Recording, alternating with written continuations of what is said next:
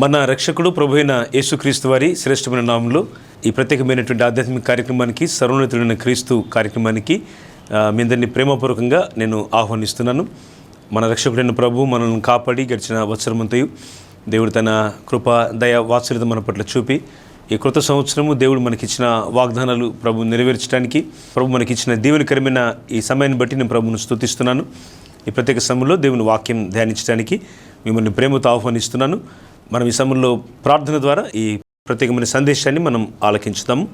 మా ప్రేమగల పరలోకపు తండ్రి, ఘనమైన మా ప్రభువ, జీవంగలిగిన మా తండ్రి యేసుక్రీస్తు ప్రభువారి శ్రేష్టమైన అద్భుతమైన ఘనమైన నామంలో ఈ ప్రత్యేక సమయంలో ప్రభువ మీ సన్నిధిలో తండ్రి మేము కనబడలాగున మిమ్మల్ని ప్రహర్షముతోనూ ఆనందముతోనూ సంతోషముతోనూ మిమ్మల్ని స్తుతించలాగున మీరు మాకు వసగిన దివ్యమైన సమయము తరుణంకే మీకు స్తోత్రాలు. దేవా, మీరు గడిచిన కాలమంతా మీ దయా రెక్కల చాటును కాపాడి సంరక్షించి క్షేమాన్నిచ్చి మీరు బలపరిచినందుకే మీకు స్తోత్రాలు. ప్రత్యేకంగా ఈ సమయంలో ప్రభువా టీవీ ద్వారా సర్వోన్నతుడైన క్రీస్తు ఘనమైనటువంటి దేవుని యొక్క ప్రేమను మేము జ్ఞాపకం చేసుకునే ఈ ఘనమైన కార్యక్రమాన్ని ప్రభువా మరి అనేక మంది వీక్షకులు దేవాన్ని ప్రజలు వీక్షిస్తుండగా వారికి కావాల్సిన క్షేమాన్ని అందరికి కావాల్సిన వర్తమానాన్ని దయచేయమని వందనాలు స్తోత్రాలు చెల్లిస్తూ మా ప్రభువును రక్షకుడైన యేసుక్రీస్తు వారి ఘనమైన నామంలో ప్రార్థించి వేడుకొంచున్నాము తండ్రి, ఆమేన్. ప్రభునందు ప్రియులారా, ఈ ప్రత్యేకమైన సమయాన దేవుని వాక్యాన్ని మనం తెరుచుకుందాం. కీర్తనల గ్రంథం 37వ కీర్తన మొదటి 5 వచనాలు. చెడ్డవారిని చూచి నీవు వ్యసన పడుకుము, దుష్కార్యములు చేయి వారిని చూచి మత్సర పడుకుము. వారు గడ్డి వలనే త్వరగా ఎండిపోదురు, పచ్చని కూర వలనే వాడిపోదురు. యెహోవా యందు నమ్మిక ఉంచి మేలు చేయుము, దేశమందు నివసించి సత్యమును అనుసరించుము. యెహోవాను బట్టి సంతోషించుము, ఆయన నీ హృదయ వాంఛలను తీర్చును. నీ మార్గమును యెహోవాకు అప్పగింపుము, నీవు ఆయన నమ్ముకొనుము, ఆయన నీ కార్యము నెరవేర్చును. ప్రియులారా, ఈ ప్రత్యేకమైన సందర్భంలో దేవుని వాక్యాన్ని మనం ధ్యానిస్తుండగా కొత్త సంవత్సరం ప్రభు మనకు అనుగ్రహించిన ఈ నూతనమైన వర్తమానాన్ని మన హృదయాల్లో దేవుడు పదిలపరిచి ప్రభు ప్రతి అవసరతను మీ పక్షంగా తీర్చాలని కూడా మేము ప్రార్థిస్తున్నాం. ప్రాముఖ్యంగా దేవుని వాక్యం, పరిశుద్ధమైన దేవుని గ్రంథము, బైబిల్ గ్రంథం ప్రారంభంలోనే ఓ గొప్ప నష్టం యొక్క వృత్తాంతముతో బైబిల్ గ్రంథం ప్రారంభించబడింది. దేవుడు నష్టపోయాడనే మాట మనకు కనబడుతూ ఉంటుంది. ఎందుకంటే ఆదాము హవ్వలను దేవుడు సృష్టించిన మీదట వారిని కలుగజేసి వారిని కుటుంబంగా దేవుడు ఒక కుటుంబమును, ఒక సంఘమును ఏర్పరిచిన మీదట వారి యొక్క ప్రయాణము, వారి యొక్క పనులు అస్తవ్యస్తంగా మార్చుకున్నారు. దేవుడు మార్చలేదు, వారు మార్చుకున్నారు. చాలా విషయాలు మన జీవితం మనకు మనం మార్చుకుంటూ ఉంటాం. దేవుడు మార్చగలిగిన, దేవుడు చేయగలిగిన అద్భుతాలను, శ్రేష్టతను మనం పొందకుండా కొన్నిసార్లు మన గమనాన్ని, మన యొక్క ప్రయాణాన్ని మనం కొన్నిసార్లు మార్చుకుంటూ ఉంటాం. పరిశుద్ధ గ్రంథంలో ఈ అద్భుతమైన వృత్తాంతాన్ని ప్రభు జ్ఞాపకం చేసే ముందు ఇక్కడ ఆదాము హవ్వల యొక్క నష్టపోయిన వృత్తాంతాన్ని గురించి మనం చదువుతూ ఉంటాం. వారు చాలా నష్టపోయారు. ఎందుకంటే దేవుని మాట వినలేదు. దేవుని మాట వినేవారు ఎప్పుడు నష్టపోరండి. దేవుని మాట వినని వారితోనే సమస్య అంతా వస్తూ ఉంటుందన్నమాట. దేవుని మాట వినని వారుగా చాలామంది విశ్వాసులుగా, సంఘముగా మరి దేవుని ఆరాధిస్తూనే దేవుని ఉపదేశాన్ని, మాటను వినని వారుగా చాలామంది కనబడుతుంటారు. దేవుని వాక్యం తెలియజేసే మాట, మీ జ్ఞాపకం చేసే మాట ఏమిటంటే మనం ప్రభు మాటను అంగీకరించాలి. దేవుని మాటలు అంగీకరించడమే దేవుని విశ్వసించడం అన్నమాట. మన విశ్వాసం కలిగినామని చెప్పడానికి కారణం ఏమిటంటే, దాని రుజువు ఏమిటంటే మనం ప్రభుని నమ్మటం. ఆయన నా పక్షం కార్యం చేయగల దేవుడు, నా ప్రభు మాటను నేను వింటాను, ఆయన నా పట్ల తప్పక కృప చూపుటకు ఐశ్వర్యవంతుడైన దేవుడని మనం హృదయమార నమ్మి విశ్వసించి ప్రభును వెంబడించడాన్ని దేవుడు కోరుతున్నాడు. దాన్ని విశ్వాసం అని పిలుస్తాం. విశ్వాసం అనే మాట గురించి దేవుని వాక్య జ్ఞాపకం చేస్తూ, విశ్వాసం అనున్నది నిరీక్షింపబడు వాటి యొక్క నిజ స్వరూపమును అదృశ్యమైనవి ఉన్నవనటకు రుజువునై ఉన్నదని హెబ్రీ గ్రంథకర్త 11వ అధ్యాయంలో ప్రారంభంలోని ఈ మాటను జ్ఞాపకం చేస్తాడు. హల్లెలూయా, దేవునికి మహిమ కలుగును గాక. విశ్వాసం అనేది దేవుడు జరిగించేటువంటి మహత్తైన కార్యాలను నమ్మడంతో ప్రారంభించబడేటువంటి చర్య. అందుకే మనం విశ్వాసులుగా పిలువబడుతున్నాం. సేవకులైనా, గొప్పవారైనా, ఎంత గొప్ప స్థితిలో ఉన్నా మనందరం కూడా మొదట ప్రాథమికంగా యేసుక్రీస్తునందు విశ్వాసులము, దేవుని పిల్లలము, దేవుని ప్రజలము. ఈ సామీప్యత, ఈ కృప దేవుడు మనకు అనుగ్రహించారు. యేసుక్రీస్తు రక్తము చేత మనల్ని దేవుడు, ఆయన మనల్ని విమోచించి, ఆయన మనల్ని పరిశుద్ధపరిచి నీతిగాను, ఆయన మనల్ని తన సొత్తుగాను చేసుకున్నారు. అందుకే మనం ఈరోజు దేవుని ప్రజలుగా పిలువబడుతున్నాం.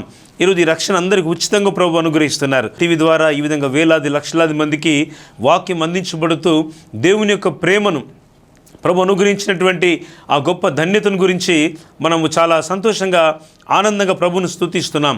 ఎందుకనగా ఈ రక్షకుడు అందరికీ చాలినవాడు, ఆయన అందరికీ ప్రభు అయి ఉన్నాడు. అపోస్తల కార్యం 10:36 చెబుతూ ఉంది, యేసుక్రీస్తు అందరికీ ప్రభు, ఆయన అందరికీ ప్రభు అయి ఉన్నాడు. రక్షకుడైన ప్రభువు మరి నష్టపోయినటువంటి వృత్తాంతాన్ని ఆది కాలములోనే, అంటే బైబిల్ ప్రారంభ దినాల్లోనే ఆదాము దేవుని మాట వినకుండా సాతాను మాటను తన భార్య అయిన హవ్వ ద్వారా అతడు కూడా మరి శోధింపబడి పాపంలో పడిపోయాడు. పాపం అనేది అదేదో పెద్ద పాపం అని కాదు, చిన్న పాపం పెద్ద పాపం అనేది ఏమి లేదండి. పాపం అంటే పాపం అంతే. పాపం అనగా ఆజ్ఞాతిక్రమము, ఆజ్ఞ అతిక్రమించడమే పాపం. హవ్వ ఆజ్ఞ అతిక్రమించింది, ఆ తర్వాత ఆదాము కూడా అదే పాపంలో పడిపోయాడు. తత్ఫలితంగా మానవ జాతికి, అంటే మనుషులైన మనందరికీ కూడా ఈ నష్టము అనేది మరణముగా సంక్రమించింది. పాపం వలన మనుషునికి వచ్చిన జీతము మరణం అన్నమాట. ఈ మరణాన్ని, మరణకరమైన స్థితిని రక్షించడానికే మరి సృష్టికర్త అయిన దేవుడు యేసుక్రీస్తు ఈ లోకానికి ఆయన వచ్చాడు. ఆయన మానవ శరీరాన్ని ధరించి సర్వ మానవాళి యొక్క పాప ప్రాయశ్చితార్థమై కలువరి శిలువలో తన రక్తాన్ని యేసుప్రభువు వారు కార్చి ఆయన మనల్ని విమోచించగోరి ఈ లోకానికి ఆయన మానవుడికి దిగివచ్చి తన ప్రాణమునిచ్చి సజీవుడై ఆయన తిరిగి లేచినాడు. తిరిగి మళ్ళీ పరలోకం నుండి మన ప్రభు రాబోతున్నాడు. అదే రెండవ రాకడ. ఆయన విశ్వాసం ఉంచిన వారిని ఆయన తీసుకుని తనతో పాటు పరలోకానికి, చిరాగృహానికి, ఆ నిత్య విశ్రాంతికి, ఆ నిత్యమైన మహిమగల దేశానికి, పరలోకానికి ఆయన సర్వ మానవాళిని తీసుకుని పోవడానికి దేవుడు చాలా ఆసక్తిపరుడై ఉన్నాడు. ఆయన ఆసక్తి కలిగి ఉన్నాడు. నీవు ఆసక్తి కలిగి ఉంటే ఎంతో మేలు. క్రితం సంవత్సరం ఒక ఆసక్తి లేదేమో, ఈ నూతన సంవత్సరం పిల్లారా దేవుని నామాన్ని బట్టి జ్ఞాపకం చేస్తున్నాము. ప్రభు ఆసక్తిపరుడై ఉన్నాడు. ఆయన ఆసక్తిగా మనల్ని పిలుస్తున్నాడు. ఆయన ప్రేమ కలిగిన దేవుడు తన చేతులు చాపి మనల్ని పిలుస్తున్నాడు. ప్రయాసపడి భారం మోసుకొని చిన్న సమస్త జనులారా నా ఇదొక రండి, నేను మీకు విశ్రాంతిని కలుగజేస్తాను. పిల్లరా, మనం ఈ మాటలు వింటుండగా మన ప్రయాసం ఎంత గొప్పదైనా, ఒకవేళ మీకున్న ఇబ్బంది, మీకున్న సమస్య, మీకున్న పరీక్ష సమయము ఎంతో కఠినమైనప్పటికీ కూడా ప్రభు చింతకు మీరు రాగలిగితే ప్రభువుని దేవుడు మీకు మేలును, విడుదలను, ఆయన మీకు రక్షణను, నిత్య నిరీక్షణను మీకు ఇవ్వడానికి ప్రభు ఆసక్తి కలిగి సంసిద్ధుడై ఉన్నాడు. చాయిస్ మీదే. మీరే ప్రభుని ఎన్నుకోవాలి. ప్రభువా నీవు నాకు కావాలని చెప్పగలిగితే ఎంత మేలు. దావీదు కీర్తనకారుడు బైబిల్ గ్రంథంలో కీర్తనల పుస్తకం చాలా అద్భుతమైన పుస్తకం. దేవుడు కీర్తనల పుస్తకాన్ని చాలా గొప్ప భావంతో దేవుడు రాయించాడు. చాలామంది ప్రవక్తల పాటలు ఉన్నాయండి కీర్తనల పుస్తకంలో. దావీదు మొదలుకొని, సొలొమోను మొదలుకొని, కోరవు కుమారుల గీతములు మొదలుకొని, మోషే ప్రార్థన మొదలుకొని చాలామంది ప్రసిద్ధి నొందిన దైవభక్తుల యొక్క గానములు అనగా పాటలు ఇందులో రాయబడ్డాయి. క్రైస్తవ విశ్వాసంలో పాటలు చాలా ప్రత్యేకమైనవి. సాధారణంగా ప్రతి ఆరాధనలో, అది హ్యాపీ బర్త్డే కార్యక్రమమైనా, గృహప్రతిష్ఠ కార్యక్రమమైనా, దేవుని మందిరం యొక్క ప్రతిష్ఠ అయినా, వివాహ దినమైనా, లేక కృతజ్ఞత ఆరాధన జరిగే కార్యక్రమాలైనా, ఒకవేళ దుఃఖముతో కూడిన భూస్థాపన కార్యక్రమాలు లాంటివి అయినప్పటికీ కూడా అన్నింటిలో కూడా క్రైస్తవ విశ్వాసంలో పాటలు పాడడం అనేది నిరీక్షణకు సాదృశ్యమైన విషయం. అంటే దేవుని ప్రజలకు ఎల్లప్పుడూ కూడా ఈ జయోత్సవాన్ని మనం చేస్తూ ఉంటాం. అన్ని సందర్భాల్లో పాటలు పాడుతూ ఉంటాం. అందుకే పాటల పుస్తకాన్ని దేవుడు బైబిల్ గ్రంథంలో మధ్యలో మనకి ఇచ్చారు. అది కీర్తనల పుస్తకం. కీర్తనల పుస్తకం చదివేటప్పుడు మన గమనానికి వచ్చే విషయాలు ఏమిటంటే, ఇవి మన యొక్క శ్రమలో, మన యొక్క నిరాధరణ పరిస్థితులలో మనల్ని చైతన్యపరచడానికి దేవుడు కీర్తనల పుస్తకాన్ని ఇచ్చాడు. అందుకే కీర్తనల గ్రంథకర్త దావీదు 1వ కీర్తన ప్రారంభంలో రాస్తూ ఈ మాట చెప్తాడు, దుష్టుల ఆలోచన చొప్పున నడవక, పాపుల మార్గమున నిలువక, అపహాసకులు కూర్చుండు చోటను కూర్చుండక అని రాస్తాడు. ఇక్కడ 3 తరగతుల ప్రజలను కీర్తనల గ్రంథకర్త ముందుగానే హెచ్చరిక చేస్తాడు. కీర్తనలు మన చైతన్యపరచడమే కాదు, మనల్ని హెచ్చరిక చేస్తాయండి. మనం ఎలా ఉండాలో మనల్ని హెచ్చరిక చేస్తాయి. ఒకవేళ మనలో దుఃఖము, బాధ, భారము, వేదన, శ్రమలు మన జీవితంలో అదొక సంభవించుంటే వాటిని మనం తప్పించడానికి మనం చైతన్యవంతులం కావడం మాత్రమే కాదు, మనం దేవుని చేత స్ఫూర్తిని, బలాన్ని పొందడానికి ఈ గ్రంథం మనల్ని ఎంతగానో మెరుగైనటువంటి విశ్వాస జీవితాన్ని ఇవ్వడానికి దేవుడు మనకి ఇచ్చినటువంటి ఒక చక్కని టూల్ అన్నమాట, పనిముట్టు, ఓ చక్కని ఉపకరణం ఇది. హల్లెలూయా. అందుకే కీర్తనల గ్రంథాన్ని బాగా చదవండి. ఆ మాటకు వస్తే కీర్తనలు చిన్న చిన్న చాప్టర్స్ ఉంటాయి కనుక రోజువారి బైబిల్ ధ్యానానికి మీరు ఒకటే చిన్న కీర్తన ఎన్నుకొని చదువుకొని మీ పనులకు వెళ్ళిపోవడంగా చదవండి. ఆ చిన్న కీర్తన చదవడంతో ప్రారంభించండి. ఆ తర్వాత రోజు బైబిల్ ధ్యానాన్ని చదవడం చాలా మంచిది, చాలా మంచిది, చాలా శ్రేష్టము. వాక్యాన్ని చదవడం చాలా శ్రేష్టం. ఆ మాటతో కీర్తనల గ్రంథం ప్రారంభించబడింది. మరి దుష్టుల ఆలోచన చొప్పున నడవద్దు, పాపుల మార్గము నిలవద్దు, అపహాసకులు కూర్చున్న చోటను కూర్చోవద్దు. కానీ ఏం చేయాలి మరి? యెహోవా ధర్మశాస్త్రమునందు ఆనందించుచు దివారాత్రము దాన్ని ధ్యానించేవాడు ధన్యుడు. ఏది ధన్యమైందో వాటిని దేవుని వాక్యం చాలా సమగ్రంగా విపులంగా మనకు తెలియపరుస్తుందండి. అందుకే మనం ఈ విషయాలను చాలా జాగ్రత్తగా అవగాహన చేసుకోవాలి. దేవునితో సమయాన్ని గడపడమే ప్రభువు కోరుకునే విశ్వాసం. ఈరోజు చాలామందికి సమయం లేదు, ప్రార్థనకు సమయం లేదు, మందిరానికి రావడానికి సమయం లేదు, వాక్యం చదవడానికి సమయం లేదు, సేవలో సేవకులతో కలిసి వెళ్ళడానికి సమయం లేదు, దేవుడు ఏదైనా పరిచర్య బాధ్యతలు ఇస్తే వాటిలో పనిచేయడానికి సమయం లేదు అనే తరచుగా కొన్ని జవాబులు మనం వింటూ ఉంటాం. ఇది ప్రభు కొత్త సంవత్సరంలో వాటిని తొలగించాలని ప్రభు కోరుకుంటున్నాడు. ఏది కావాలో వాటిని పొందడం మంచిది. మరియ యేసు ప్రభు పాదాల దగ్గర కూర్చొని ఆయన బోధ వింటూ ఉంటే ప్రభు అన్నాడు, మరియ ఉత్తమమైన దానిని ఏర్పరచుకొనెను కనుక అది ఆమె యొద్ద నుండి తీసివేయబడదు అని ప్రభు వాళ్ళ అక్కతో చెప్పాడు. అంటే మరియ ఏది ఎన్నుకుందో అది శ్రేష్టము అని. దేవుని పాదాల దగ్గర యేసు ప్రభు వారి సాన్నిధ్యంలో కూర్చొని నేర్చుకోదగిన, నేర్వదగిన, పొందగలిగిన ప్రతి మంచిని, ఆశీర్వాదకరమైన దేవుని మాటలను ఆ భక్తురాలు పొందుతుంటే ప్రభు ప్రశంసించాడు. ఇక్కడ దేవుడు ప్రశంసించేటువంటి జీవితం ఏదో తెలుసా? ప్రభుతో గడిపేటువంటి సహవాసమే. ఇంతవరకు నేను చెప్పిన కొన్ని మాటలు ఉన్నాయి, చూసినారు కదా. ప్రభుత్వ సహవాసం చేయడంలో, ప్రార్థన చేయడంలో, మందిరానికి రావడంలో, ప్రభు యొక్క పరిచర్యలో వాడబడడంలో, ఈ రీతిగా ఈ సంగతులన్నింటిలో కూడాను దేవుని సన్నిధానమందు ఏ విషయాలైతే మనం వింటూ ఉన్నామో, ఏ విషయాల్లో మనం కట్టబడుతూ పెంచబడుతున్నామో వాటిలో మనం సాక్షులుగా దేవుని కొరకు జీవించాలి. అందుకే కీర్తనల గ్రంథము దేవుని వాక్యాన్ని గురించి, దేవుని మాటలను గురించి మనకు చాలా స్పష్టంగా తెలియపరుస్తూ ఉంది. మనం ఎలా ఉండాలో మనం హెచ్చరిక చేస్తూ ఉంది. అందుకే మనం ఈ హెచ్చరికలు మనకిచ్చే గ్రంథాన్ని, దేవుని వాక్యాన్ని మనం తరచుగా చదవాలండి. వాక్యాన్ని బాగా చదవాలి. వాక్యాన్ని చదవడం ద్వారానే మనము ఈ లోకంలో ఆత్మీయులుగా, బలం గల వారిగా, అంతేకాదు దేవుని మనస్సును మనం ఎరిగేవారిగా మనం జీవిస్తాం. బైబిల్ గ్రంథం దేవుని మనస్సును మనకు చూపే గ్రంథము. దేవుని మనసులో ఏముందో తెలుసుకోవాలంటే మన వాక్యాన్ని చదివితే సహవాసంలో ఉంటే మంచిది. సహవాసం చేస్తూ ప్రార్థనలు దేవునితో గడుపుతూ మీరు ఆ సహవాసంలో మీకు మీరు ప్రార్థన చేసి చేయడమే కాదు, మీ ప్రార్థన ఒక అరగంట, 30 గంట, లేక అరగంట, ఒక గంట సమయము ప్రార్థన చేసిన తర్వాత ప్రభు మీతో ఏం చెప్తారో కొంచెం సావధానంగా వినండి. ప్రభు మీతో ఏం చెప్పాలనుకుంటున్నారో ఆ మాటలను కొంచెం ఆలకించండి. ఆ మాటలు తప్పక మీకు మేలు చేస్తాయి. కొంత సమయం మీరు చెబుతూ ఉన్న తర్వాత మీ మాటలు ముగించి మీరు ఆమేనన్న మీదట కొంతసేపు ప్రభు సన్నిధిలో మౌనంగా గడపండి. ఆ మౌన సమయంలో దేవుడు మీకు అనుగ్రహించే ధ్యానము, మాటలు మీ జీవితానికి ఎంతో స్ఫూర్తివంతంగా, బలాన్ని, శక్తినిచ్చే ఉంటాయనే విషయాన్ని దేవుని సేవకుడిగా నేను మీకు వినయపూర్వకంగా నేను మీకు ఈ మాటలు తెలియపరుస్తున్నాను. పిల్లరా, ఈ 37వ కీర్తన మనం చదివాం. ఇక్కడ చెడ్డవారిని చూచి నీవు వ్యసన పడకుము, దుష్కార్యములు చేయవారిని చూచి మత్సర పడకుము అంటున్నాడు. 2 తరగతుల ప్రజలు, మంచి వాటిని చేసేవారు, చెడ్డవాటిని చేసేవారు. చెడు సహవాసముతో, చెడు అలవాట్లతో మనుషులు దేవునికి దూరస్తులుగా ఉంటే, వారు చెడ్డవారుగా మారిపోతూ ఉంటే, వారు చెడ్డవారై ఉండి ఇంకా దేవునికి, సమాజానికి చెడుగా ప్రవర్తిస్తూ ఉంటే వారిని గురించి మనం పెద్దగా ఆలోచించనక్కర్లేదు. వారి గురించి మనం చాలా బాధపడడం అవసరం లేదు. ఈ చెడ్డవారు ఉండే వారిని చూసి దావీదు తన మనసులో నలిగిపోతున్నాడు. అభిషేకించబడిన సౌలు గురించి, అంటే తన రాజు అయినటువంటి సౌలు గురించి దావీదు చాలా మదన పడ్డాడు, చాలా దుఃఖపడ్డాడు. ఎందుకంటే ఇశ్రాయేల్లో మొట్టమొదటి అభిషేకించబడిన రాజు సౌలు. ఈ సౌలు రాజు చాలా గొప్ప ప్రభావంతో దేవుని చేత భుజములు మొదలుకొని పైకి ఎత్తుకెళ్ళినటువంటి బెన్యామీనుడైనటువంటి కీషు కుమారుడైన భాగ్యవంతుడైనటువంటి సౌలు అయినటువంటి ఇశ్రాయేల్ రాజు చాలా పేరు తెచ్చుకున్నవాడు, చాలా ఆజానుభావుడు, బలమైన వ్యక్తి, చాలా రకాలుగా శక్తిని, బలాన్ని పొందినవాడు. కానీ ఏం లాభం? దేవుని మాటలు వినే మనసు ఆయనకు లేదు. దేవుని సేవకుడైన ప్రవక్త అయిన సమూయేలు ఏదైనా చెప్తే వినే స్థితిలో ఆయన లేడు. ఎందుకంటే ఆయన ఇప్పుడు రాజు కదండి. రాజుకున్న వ్యక్తి దేవుని మాటలు వినాలి కదా. రాజు అయితే మాత్రం మాటలు వినకూడదా? కొంతమంది ప్రార్థనకు రారు, కొంతమంది వారికి ఏదైనా ఉద్యోగము, ఉపాధి, వ్యాపారము, జీవన సంబంధమైన చేతి వృత్తుల్లో కొంత పురోగతి, అభివృద్ధి, కొంచెం ఉన్నతమైన స్థితి ఏదైనా ప్రభు చేత పొందినారా, ఇక వారి మందిరానికి వచ్చే విషయంలో చాలా చాలా చాలా వెనుకంజలో ఉంటున్నారు. సహోదరులారా, సహోదరులారా, ప్రభు మాట్లాడుతున్నారు ఇప్పుడు మీతో. దేవుని సన్నిధి అలక్ష్యం చేయొద్దు. సౌలు గొప్ప భాగ్యవంతుని కుమారుడు. ఆ భాగ్యవంతుని మించిన ఘనమైన భాగ్యము ఇశ్రాయేలు సింహాసనం మీద మొదటి రాజుగా దేవుడు కీషు కుమారుడైన సౌలుననే ఈ బెన్యామీనుని దేవుడు ఎన్నిక చేసుకుని సింహాసనం ఇచ్చాడు. అయితే ఏం లాభం? ఆయన తన బలం మీద ఆధారపడి ఆ మనిషి దేవునికి ఇవ్వాల్సిన ఘనతను ఇవ్వడం మర్చిపోయాడు. పైపెచ్చు కర్ణ, పిశాచాల దగ్గర విచారణ చేసేవాడుగా మారిపోయాడు.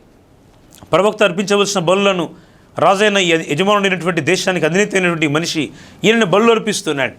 చాలా ఇష్టారాజ్యంగా ప్రవర్తిస్తున్నాడు. దేవుడు ఏదైనా చెప్తే వినే స్థితిలో సౌలు లేడు. అందుకే సౌలు జీవితాన్ని దేవుడు తీర్పు తెచ్చాడు. చాలామంది తీర్పులోకి రాకముందే తమ జీవితాలను సరిదిద్దుకోవడానికి మరి ఇష్టపడాలని దేవుడు కోరుతున్నాడు. ఇంకొంతమందికి ఆ భయం కూడా లేదండి. దేవుని తీర్పు ఒక దినం ఉన్నదనే విషయాన్ని చాలామంది విస్మరిస్తూ ఉన్నారు. దయచేసి గమనించాలి, దేవుని సన్నిధికి వచ్చిన ప్రతి వారు కూడా ఈ యొక్క ప్రత్యేకమైన ఆధ్యాత్మిక కార్యక్రమాన్ని టీవీలో సర్వోన్నతుడైన క్రీస్తు కార్యక్రమాన్ని మీరు వీక్షిస్తుండగా ప్రభువు మాట్లాడుచుండగా సౌలు వేలు ఒకవేళ వాత వేయబడిన మనస్సాక్షి కలిగి ఉంటే ఆ మనస్సాక్షి వాత వేయబడిన స్థితి నుండి దేవుని తట్టు తిరగమని దేవుని దాసుగా నేను మీకు వినమ్రంగా కోరుకుంటున్నాను. చెడ్డవారిని చూచి వ్యసన పడుకోమని దావీదు రాస్తూ ఉన్నాడు. చెడ్డవారి మధ్య సౌలు అలాంటి వ్యక్తుల మధ్య దావీదు తన జీవనాన్ని కొనసాగించాడు. కానీ దావీదు చెడ్డవాడుగా మారిపోలేదు. దావీదు చేతికి ఒకరు చిక్కాడు. ఎవరు? సౌలు. రాజు తరుముతున్నాడు, రాజైన సౌలు. ఇప్పుడు దావీదుకు చిక్కినటువంటి సౌలును దావీదు చంపేయడానికి ఏం అభ్యంతరం లేదు, చంపగలడు. దావీదు కూడా మంచి పరాక్రమం గల యోధుడే. కానీ దేవుడు అభిషేకించిన సౌలును ముట్టడానికి దావీదు చాలా భయపడ్డాడు. చాలా విషయాలు మనకు జ్ఞాపకంలో వస్తూ ఉంటాయి. దేవుని మాటలు చదువుతుండగా వింటుండగా ఎన్నెన్నో విషయాల ద్వారా దేవుడు మనం దర్శిస్తూ ఉంటాడు. ఒకవేళ మీకు వ్యతిరేకంగా ఉన్న వారిని మీరు ఇంకా క్షమించలేదేమో, మీరు వారిని క్షమించడం మంచిదండి. మీ మీద చెడుగా మాట్లాడిన వారిని మీరు ఇంకా వారిని క్షమించలేదేమో, వారిని ఈరోజు క్షమించి ఇప్పుడే వారితో మీరు సమాధాన పడడం ఎంతో మంచిదని దేవుని దాసుగా నేను మీకు జ్ఞాపకం చేస్తున్నాను. అందుకే దావీదు కీర్తన కొనసాగిస్తూ దుష్కార్యములు చేయి వారిని చూచి మత్సరపడకము అంటున్నాడు. దుష్కార్యం చేసేవారు చాలామంది ఉన్నారు. మంచి పనులకు స్థానం లేదు, చెడు కార్యాలు, దుష్కార్యములు. ఈరోజు చాలా చోట్ల దుష్కార్యాలు పెరుగుతూ ఉన్నాయి. దైవ విరోధమైనటువంటి పనులు, చాలా హేయమైన మనుషులు మానవ విలువలను మరిచి నడిచేటువంటి వారి గురించి మనం వింటూ ఉంటాం. ప్రజలారా, స్నేహితులారా, దుష్కార్యములు చేయవారి మధ్య, చెడ్డవారి మధ్య దావీదు తన జీవితాన్ని కాపాడుకున్నాడు. చక్కని ప్రవర్తన కలిగి, పరిశుద్ధత కలిగి, దేవునికి ఇష్టలుగా తన జీవితాన్ని దావీదు కాపాడుకున్నారు. చెడుగా నడిచే వారి గురించి ఆయన చెప్పేటువంటి మాట 2వ వచనంలో అంటాడు, వారు గడ్డి వలనే త్వరగా ఎండిపోవుదురు, పచ్చని కూర వలనే వాడిపోవుదురు అంటాడు. వారు ఎండిపోవుదురు అంటాడు. చాలాసార్లు ప్రజలు అభివృద్ధి పొందవలసిన స్థానంలో ఎండిపోవడం చూస్తాం. దేవుని వెదకని స్థితి దేవుడు చూస్తూ ఉన్నాడు. కీర్తనల్లో ఉంటుంది. కీర్తనల్లో 53 2వ వచనంలో ఒక మాట ఉంటుంది, వివేకము కలిగి దేవుని వెదుకువారు కలరేమో అని దేవుడు ఆకాశం నుండి చూచి నరులను పరిశీలించను, వారందరూ దారి తొలగి బొత్తిగా చెడి ఉన్నారు. ప్రభువును వెదికేవారు ఎవరైనా ఉన్నారేమోనని ఆకాశం నుండి దేవుడు చూస్తుంటే ఒక్కరు కనబడడం లేదు. అందరూ దారి తొలగి బొత్తిగా చెడిపోయి ఉన్నారు. యెషయా ప్రవక్త రాస్తూ అంటాడు ఇంకో సందర్భంలో, ప్రతివాడి నడినెత్తిన వ్యాధి కలిగి ఉన్నాడు, ప్రతివాని గుండె బలహీనమయ్యను అంటాడు. అరికాలు మొదలుకొని నడినెత్తి వరకు స్వస్థత కొంచెమైనను లేదు. ఎక్కడ చూసినను పచ్చి పుండ్లు, గాయములు, అవి మర్దన చేయబడలేదని ప్రవక్త కన్నీళ్లతో ఆక్రందనంతో ప్రవచనమెత్తి మాట్లాడుతున్నాడు. స్నేహితులారా, ప్రభు మాట్లాడుతుండగా, ఈరోజు ఈ సందేశాన్ని ఆలోకిస్తుండగా ఇంకా దేవుని వెతకని స్థితిలో ఉన్నామా? దేవుని వెతకని వారికి ఉన్నామా? ఇప్పుడు దేవుని నుంచి సందేశాన్ని తీసుకోండి. ఆయన తట్టు వెతకగలిగితే ఎంతో మంచిది. నువ్వు ప్రభుని వెతకగలిగితే ఆయన నిన్ను మళ్ళీ లేవనెత్తాడు. ఒకవేళ బాధలు కలిగి ఉండొచ్చు. కీర్తన 71:20లో ఒక వచనాన్ని మీకు జ్ఞాపకం చేస్తాం. అనేక బాధలు కలగజేసిన వాడా, నీవు మమ్మను లేవనెత్తుదవు అంటాడు. నువ్వు మరలా మమ్మను లేవనెత్తుతావు, నువ్వు మరలా మమ్మను పైకెత్తుతావు. శ్రమలు సంభవించిన మాట వాస్తవము. బాధలు, కన్నీళ్ళు ఒకవైపు జీవితాన్ని ఛిద్రం చేసిన మాట వాస్తవమే. అనేక కష్టాలు జీవితాన్ని ఛిద్రం చేసిన మాట అది వాస్తవమే. అనేకమైన శ్రమానుభవాలు జీవితాన్ని కృంగదీసిన విషయం నిజమే. ప్రభు మాట్లాడుతున్నారు, ఆయన నిన్ను నిశ్చయముగా లేవనెత్తగల దేవుడు. హల్లెలూయా. ఈ కొత్త సంవత్సరం ప్రభు మిమ్మల్ని లేవనెత్తాలని మేము ప్రార్థిస్తున్నాం. మీకున్న అప్పుల ఊబి నుండి, మీకున్న బలహీనత నుండి, మీకున్న కష్టం నుండి దేవుని వాక్యము ద్వారా, దేవుని సేవకులంగా మీతో మాట్లాడే మాట, ఆయన మిమ్మల్ని నిశ్చయంగా పైకి లేవనెత్తగల దేవుడు. ఆయన నిశ్చయంగా పైకి లేవనెత్తాడు. ఆయన లేవనెత్తడానికి నువ్వు చేయాల్సిన పని ఏమిటంటే 37వ కీర్తన 3వ చరణం అండి, యెహోవా యందు నమ్మిక ఉంచి మేలు చేయము, దేశమందు నివసించి సత్యమును అనుసరించుము. నువ్వు దేశమందు నివసించి సత్యమును అనుసరించమంటాడు.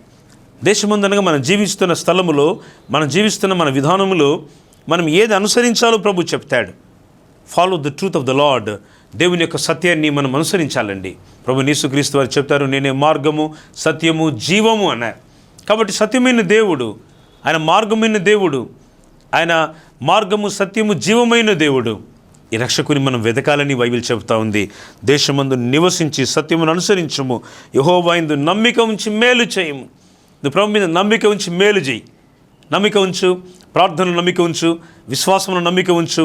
ఈ వాక్యాన్ని వింటుండగా ప్రభు మీద నమ్మిక ఉంచండి. మీ నమ్మికను బట్టి ప్రభు మీకు సహాయం చేస్తాడు. నీకు ఆయన మేలు చేయడంలో నమ్మదగిన దేవుడు. 4వ వచనం రాయబడింది, యెహోవాను బట్టి సంతోషించుము, ఆయన నీ హృదయ వాంఛలను తీర్చును.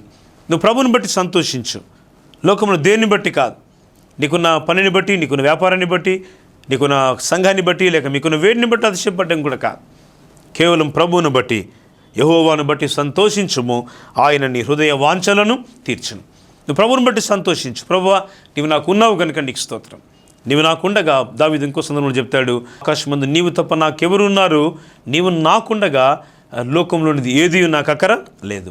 కాబట్టి ప్రభువునికి వెళ్ళిన మనము ఆయన బట్టి సంతోషించుట నేర్చుకోవాలి. ఆయన బట్టి సంతోషించినప్పుడు ఆయన నీ హృదయ వాంఛలను తీర్చును. ప్రభు మీ హృదయంలోని అభ్యర్థనలు, మీ హృదయంలోని ప్రార్థనలు, మీ హృదయంలోని కోరికలు అనగా దేవుని కొరకైన ప్రతి మంచిని ఆయన నెరవేరుస్తాడు. ఆయన హృదయ వాంఛలను తీర్చును. నేను చివరి మాటతో ముగింపులోకి వస్తున్నానండి. 5వ వచనంలో మాట ఉంది, నీ మార్గమును యెహోవాకు అప్పగింపుము. గడిచిన సంవత్సరంలో, గడిచిన కాలంలోని విషయాలు వేరుగా ఉండాలి. అవి వేరైన జీవితం ఒకవేళ లోబడకపోతే దేవునికి, ఇప్పుడు దేవుని మాట, నీ మార్గమును యెహోవాకు అప్పగించము. ఈరోజు మీ మార్గం అంతా కూడా ప్రభుకు అప్పగించండి. మీరు ఏది మీ మనసులో, మీ ఆలోచనలో ఏది మీ దేవుని దృష్టికి విరోధంగా ఉందో వాటిని విడిచిపెట్టి మీరు ప్రభువుకు మిమ్మల్ని మీరు అర్పించుకోండి. ప్రభువుకు మీరు అర్పించుకోవడం అనగా ఆ ప్రభుతో మీరు సమాధాన పడడం, ఆయన సన్నిధిని ప్రేమించడం. సమర్పించుకోవడం మంచిదని తెలుసు కానీ సమర్పించుకోం. వినడం మంచిదని తెలుసు కానీ సరిగా వినం. మనం ప్రార్థన చేయడం మంచిదని తెలుసు కానీ సరిగా ప్రార్థన చేయం. ఈ మాటలన్నీ కూడా విశ్వాసం లేని స్థితిని జ్ఞాపకం చేస్తున్నాయండి. 37వ కీర్తన 5వ చరణము, నీ మార్గమును యెహోవాకు అప్పగింపుము, నీవు ఆయనను నమ్ముకొనుము, ఆయన నీ కార్యము నెరవేర్చును. ఈ మాటను మీరు గొప్ప వాగ్దానంగా దేవుని నుంచి తీసుకోండి. ప్రభు మాట, నీ మార్గమును యెహోవాకు అప్పగింపుము, నీవు ఆయన నమ్ముకొనుము, ఆయన నీ కార్యము నెరవేర్చును. నువ్వు ప్రభువు నమ్ముకుంటే చాలు. ప్రభు నన్ను నడిపించడానికి నువ్వు శక్తిగల దేవుడు. ఈ సంవత్సరం అంతా కూడా, నా జీవితకాలం అంతా కూడా ప్రభువా నన్ను నడిపించటకు నువ్వు నమ్మదగిన దేవుడు. నువ్వు నన్ను నడిపిస్తావు. ఒకవేళ శ్రమ కలిగిన, బాధ కలిగిన, ఇబ్బందులు కలిగిన, ఒకవేళ మరి జీవితంలో అనేక ఆటుపోట్లలో జీవితం కృంగి కృషించిపోయినా నీవు నన్ను నడిపిస్తావు.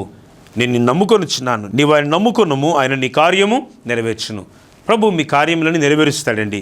మీరు ఏ విషయంలో అక్కర కలిగి ఉన్నారో, ఏ విషయంలో మీ మనసులో, మీ యొక్క హృదయంలో చింత కలిగి అనేక విషయాలు మీ మనసులో గాయపరుస్తూ బాధపరిచి ఉంటే ప్రభు చెప్పే మాట ఇంపుట దేవుని సందేశము, ఆయన మీ కార్యమును నెరవేరుస్తాడు. మీరు ఏ ఎక్కరు కలిగి వాక్యం వింటున్నారో, మీ కోటి సమస్య అయినా, మీకు సంతానం లేని స్థితిలో మీరున్నా, ఒకవేళ మీ పరిస్థితులు ప్రతికూలంగా ఉన్నా, ఒకవేళ మీకు ఉద్యోగము, మీ పనులు సరిగా స్థిరపరచబడక మీరు ఆర్థికమైన కష్టాల్లో కొట్టుమిట్టాడుతూ ఉన్నా, ఒకవేళ మీ బంధువుల చేత, స్నేహితుల చేత మీరు అనేక హింసలు, బాధలు పొందుతూ ఉన్నా, ఒకవేళ వ్యతిరేకమైన పరిస్థితుల మధ్య జీవనం అస్తవ్యస్తంగా చేయబడినట్టుగా ఉన్నా, ప్రభు సెలవిచ్చే మాట, నీవు నన్ను నమ్ముకొనుము, నేనే నీ కార్యమును నెరవేరుస్తాను. ప్రభు మీ కార్యాన్ని నెరవేర్చడానికి ఆయన ఇష్టపడుతున్నాడు. అది ఏదైనప్పటికీ కూడా, ప్రభువా నన్ను నేను మీకు అర్పించుకొనిచున్నాను, నేను మీకు అప్పగించుకొనిచున్నాను, నేను నీకు ప్రభువా నన్ను నీకు స్వాధీనపరచుకొనిచున్నాను అని మీరు కోరినట్టయితే, మిమ్మల్ని మీరు దేవునికి అర్పించుకోగలిగినట్టయితే, కృపగల ప్రభువుని యేసుక్రీస్తు వారు ఆయన మీ జీవితాన్ని, ఆయన మీ విశ్వాసముతో కూడిన మీ ప్రార్థనను ఆయన అంగీకరించి ఆయన మీ కార్యమును నెరవేరుస్తారు. ప్రభువా నా కార్యమును నెరవేర్చండి. దేవా నేను ఈరోజు ఈ పూట ఎక్కడి కలిగి, ఈ సమస్య కలిగి, ఈ చింత కలిగి, ప్రభువా ఈ భారం కలిగి మీ దగ్గరకు వచ్చాను. ప్రభువా నాకు సహాయం చేయమన్నప్పుడు కృపగల దేవుడు ఆనాడు యెరికో ప్రాకారములను కూల్చిన దేవుడు. యెహోషువ గ్రంథం 6వ అధ్యాయంలోని 12వ వచనం నుండి చదివినప్పుడు అక్కడ రాయబడిన మాటలు ఈ విధంగా ఉన్నాయి. యెరికో పట్టణం చాలా దుర్భేద్యమైన పట్టణం, వారు జయించలేని పట్టణంగా ఉంది. దేవుడు యెహోషువ అతనితో ఉన్న ఇశ్రాయేలు జనాంగం అంతటి కూడా దేవుని వాగ్దానాలు దేవుడు అక్కడ అమలులోకి తీసుకొచ్చాడు. అప్పుడు ఆ పట్టణం అంతా కూడా స్తుతి చేయించుండగా యెరికో పట్టణపు గోడలు కూల్చబడ్డాయి. హల్లెలూయా. దేవుడు మన మధ్య ఆశ్చర్యకరమైన తన ప్రేమను, దయను ఆయన తీసుకుని మన మధ్యలోకి దిగి వచ్చిన సమయం. ప్రియులారా, ఇప్పుడు మీరు కూడా ఆ గోడలు కూల్చగల శక్తిమంతుడైన దేవుని సన్నిధిని మీరు ఆశ్రయించండి. వ్యతిరేకంగా ఉన్న గోడలు అనగా ఇంతవరకు చెప్పిన విధంగా ప్రతికూలమైన గోడలు, నష్టమనే గోడలు, వ్యాధి బాధలనే గోడలు అవన్నీ ప్రభు కూల్చివేయును గాక. ప్రభు ఈ నూతన సంవత్సరం మీ కుటుంబాల్లో గొప్ప సంతోషాన్ని, ఆనందాన్ని, ఆయన మార్గాన్ని అనుసరించగలిగి ఆయన సత్యములు జీవించగల కృపగల స్థితి ప్రభు దయచేయునుగాక. ఆమేన్. తలలు వంచండి, ప్రార్థన చేసుకుందాం. మా ప్రేమగల పరలోకపు తండ్రి, 37వ కీర్తన ఆధారంగా మొదటి 5 వచనాల్లోని ధ్యానాన్ని మేము ధ్యానించిన నిమిత్తమే మీరు మాకు ఇచ్చిన సమయం కొరకే మీకు వందనాలు. టీవీ ద్వారా సర్వోన్నతుడైన క్రీస్తు అద్భుతమైన దైవ కార్యక్రమాన్ని వీక్షిస్తున్న మా ప్రియ వీక్షకులను దర్శించి దేవుని ముఖకాంతి వీరి గృహములపైన, వీరి కుటుంబములపైన ప్రకాశింపచేయండి. దేవా, ప్రతి విధమైన నష్టకరమైన పరిస్థితులన్నీ కూడా అనుకూలమైనవిగా చేయండి. నూతన సంవత్సరం మరింత మహిమను, మరింత కృపను వారి జీవితాల్లో ప్రసాదింపచేయండి. వందనాలు, స్తోత్రాలు చెల్లిస్తూ యేసు ప్రభువు నామమున ప్రార్థించి వేడుకొంచున్నాము తండ్రి, ఆమెన్. తండ్రి దేవుని ప్రేమయు, ప్రభువైన యేసు క్రీస్తు వారి కృపయు, పరిశుద్ధాత్మని అన్యోన్య సహవాసము సదా మనందరికీ తోడైయుండునుగాక, ఆమెన్. ప్రియులారా, చాలా సంతోషం మిమ్మల్ని కలుసుకోవడం. టీవీ ద్వారా మరొకసారి ప్రభు నూతన సంవత్సరంలో మిమ్మల్ని కలుసుకునే కృప ప్రభు మాకు ఇచ్చారు. సర్వోన్నతుడైన క్రీస్తు ఆధ్యాత్మిక కార్యక్రమాన్ని ఈరోజు స్పాన్సర్ చేసిన కుటుంబాన్ని ప్రత్యేక మా హృదయపూర్వక వందనాలు చెల్లిస్తున్నామండి. అలాగే ఈ కార్యక్రమం ఇంకా అనేక వేలాది లక్షలాది మందికి అందించడానికి మీ యొక్క సహకారాన్ని కూడా మీరు మాకు అందించాలని కోరుతున్నాం. మీకు స్క్రీన్ పైన ఈ కార్యక్రమం మధ్యలో మీకు తరచుగా కనబడినాయి ఆ నెంబర్స్కి మీరు మీ యొక్క సహాయాన్ని ఫోన్పే, గూగుల్ పే ద్వారా ఇంకా ఇతర మాధ్యమాల ద్వారా కూడా మీరు మీ యొక్క సహకారాన్ని అందించవచ్చు.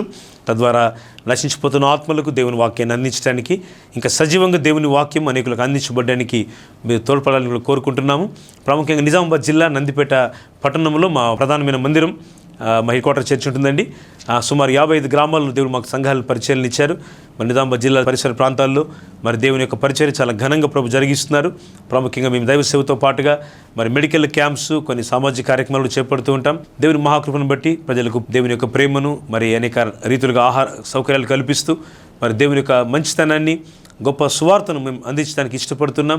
మరి ఈ విధంగా మందిరాల నిర్మాణాలు జరుగుతూ ఉన్నాయి. ఇంకా దేవుని పరిచయం గొప్పగా విస్తరిస్తూ ఉంది. ఈ గొప్ప పనులు మీరు మాతో చేతులు కలపాలని ఆశిస్తే తప్పక మాతో మీరు మాట్లాడవచ్చు, మమ్మల్ని సంప్రదించవచ్చు. మా టీం వారు కానీ, మా సహాయ సేవకులు కానీ తప్పక మీతో మాట్లాడతారు. ఈ నెంబర్స్ ద్వారా డైరెక్ట్గా నాతో కూడా మీరు మాట్లాడవచ్చు. తప్పక మీరు మమ్మల్ని సంప్రదించవచ్చు. రానున్న కాలం మరింత క్షేమకరంగా దేవుడు మనందరికీ దయచేయునుగాక, ఆమెన్. God bless you.